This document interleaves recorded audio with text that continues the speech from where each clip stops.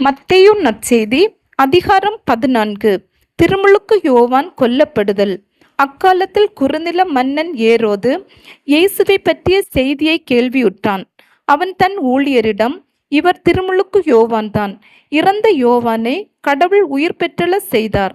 இதனால் தான் இந்த வல்ல செயல்களை இவர் செய்கிறார் என்று கூறினான். ஏரோது தன் சகோதரனான பிலிப்பின் மனைவியாகிய ஏரோதியாவின் பொருட்டு யோவானை பிடித்து கட்டி சிறையில் அடைத்திருந்தான். ஏனெனில் யோவான் அவனிடம், நீர் அவளை வைத்திருப்பது முறையல்ல என்று சொல்லி வந்தார். ஏரோது அவரை கொலை செய்ய விரும்பினான். ஆயினும் மக்கள் கூட்டத்தினர் அவரை ஓர் இறைவாக்கினர் என கருதியதால் அவர்களுக்கு அஞ்சினான்.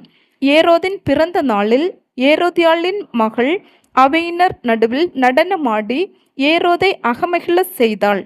அதனால் அவள் எதை கேட்டாலும் அளிப்பதாக அவன் ஒரு வாக்குறுதியை ஆணையிட்டு அறிவித்தான்.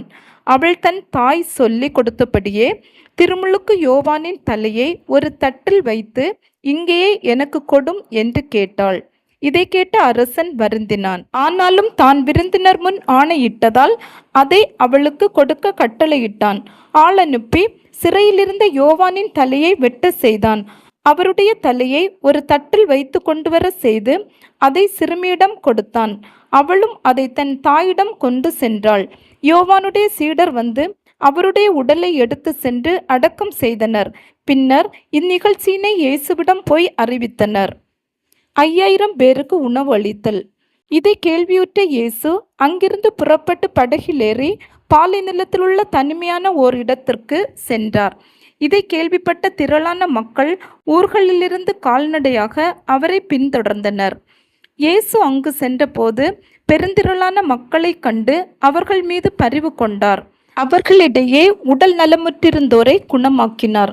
மாலையான போது சீடர் அவரிடம் வந்து, இவ்விடம் பாலை நிலம் ஆயிற்றே, நேரமும் ஆகிவிட்டது. ஊர்களுக்கு சென்று தங்களுக்கு தேவையான உணவு வாங்கி கொள்ள மக்கள் கூட்டத்தை அனுப்பிவிடும் என்றனர். இயேசு அவர்களிடம், அவர்கள் செல்ல வேண்டியதில்லை, நீங்களே அவர்களுக்கு உணவு கொடுங்கள் என்றார். ஆனால் அவர்கள் அவரை பார்த்து, எங்களிடம் இங்கே 5 அப்பங்களும் 2 மீன்களும் தவிர வேறு எதுவும் இல்லை என்றார்கள். அவர், அவற்றை என்னிடம் இங்கே கொண்டு வாருங்கள் என்றார். மக்களை புல்தரையில் அமருமாறு ஆணையிட்டார். அவர் அந்த 5 அப்பங்களையும் 2 மீன்களையும் எடுத்து வானத்தை அண்ணார்ந்து பார்த்து கடவுளை போற்றி அப்பங்களை பிட்டு சீடர்களிடம் கொடுத்தார். சீடர்களும் மக்களுக்கு கொடுத்தார்கள். அனைவரும் வயிறார உண்டனர். எஞ்சிய துண்டுகளை 12 கூடைகள் நிறைய எடுத்தனர். பெண்களும் சிறு பிள்ளைகளும் நீங்களாக உணவு உண்ட ஆண்களின் தொகை ஏறத்தாழ 5000. கடல் மீது நடத்தல். இயேசு கூட்டத்தினரை அவ்விடத்திலிருந்து அனுப்பி கொண்டிருந்தார். அப்பொழுது சீடரையும் உடனே படகேறி தமக்கு முன் அக்கறைக்கு செல்லுமாறு அவர் கட்டாயப்படுத்தினார். மக்களை அனுப்பிவிட்டு அவர் தனியே இறைவனிடம் வேண்டுவதற்காக ஒரு மலையின் மேல் ஏறினார். பொழுது சாய்ந்த பிறகும் அங்கே அவர் தனியே இருந்தார். அதற்குள் படகு கரையிலிருந்து நெடுந்தொலை சென்று விட்டது. மேலும் எதிர்காற்று அடித்து கொண்டிருந்ததால் அலைகளால் படகு அலைக்கழிக்கப்பட்டது. இரவின் 4ஆம் காவல் வேளையில் இயேசு அவர்களை நோக்கி கடல் மீது நடந்து வந்தார்.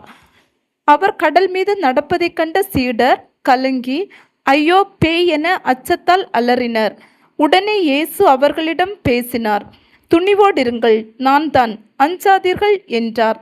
பேதுரு அவருக்கு மறுமொழியாக, ஆண்டவரே, நீர்தாம் என்றால் நானும் கடல் மீது நடந்து உம்மிடம் வர ஆணையிடும் என்றார்.